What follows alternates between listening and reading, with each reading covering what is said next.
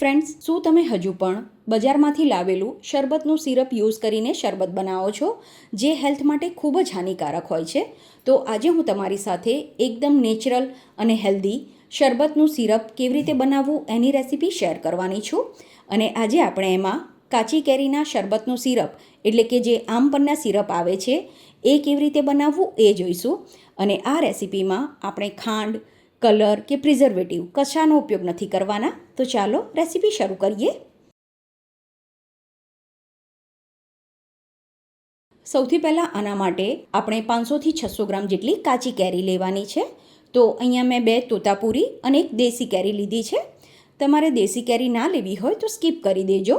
પણ તોતાપુરી કેરીની સાથે જો આ રીતે નાની દેશી કેરી એડ કરશો તો સિરપનો ટેસ્ટ ખૂબ જ સરસ લાગે છે.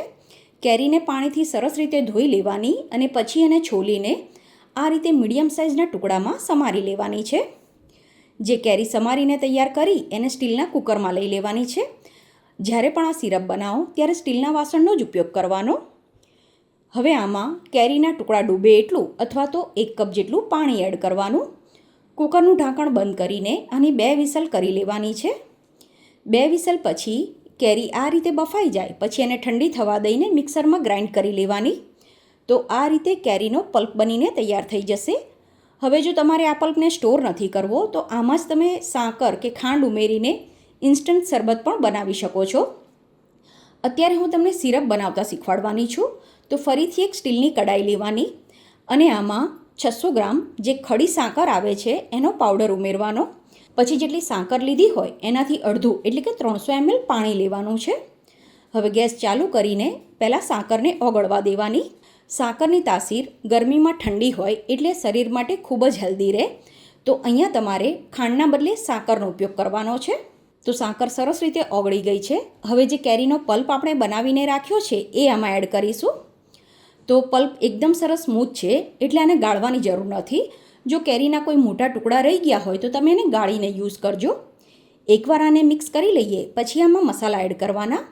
તો સૌથી પહેલાં 2 નાની ચમચી સાદું મીઠું, 2 નાની ચમચી સંચળ, 1 ચમચી શેકેલા જીરાનો પાવડર અને થોડો કાળા મરીનો પાવડર એડ કરવાનો છે. બધા મસાલાને સરસ રીતે મિક્સ કરી દેવાના. અને હવે આને મીડિયમ ફ્લેમ પર ઉકળવા દેવાનું છે. જેમ જેમ આ ચાસણી ઉકળતી જશે એમ આ રીતે તમને ફીણ બનેલું દેખાશે. તો એ આપણે હટાવી દેવાનું છે જેથી સાકરમાં જે કચરો હશે એ બધો નીકળી જશે. થોડીવાર પછી તમે જોશો તો સિરપની આ રીતની કન્સિસ્ટન્સી આવી ગઈ હશે. તો આ રીતે સિરપ બની જાય એટલે ગેસ બંધ કરીને આને ઠંડુ થવા દેવાનું. સિરપ ઠંડુ થઈ જશે ત્યારે પરફેક્ટ આ રીતની કન્સિસ્ટન્સી આવી જશે. એટલે જણાવ્યું એનાથી વધારે આને કૂક નથી કરવાનું, નહીં તો સિરપ એકદમ થીક થઈ જશે. આ બનાવેલા સિરપને તમે કાચની કે પ્લાસ્ટિકની બોટલમાં ભરીને ફ્રીઝમાં 2 મહિના સુધી અને જો બહાર રાખો તો આ 3 થી 4 દિવસ સુધી સારું રહે છે. પછી આમાંથી શરબત બનાવવા માટે ગ્લાસમાં બરફ, બનાવેલું સિરપ અને ઠંડુ પાણી ઉમેરીને આ શરબત ફક્ત 1 જ મિનિટમાં બનાવીને તમે સર્વ કરી શકો છો.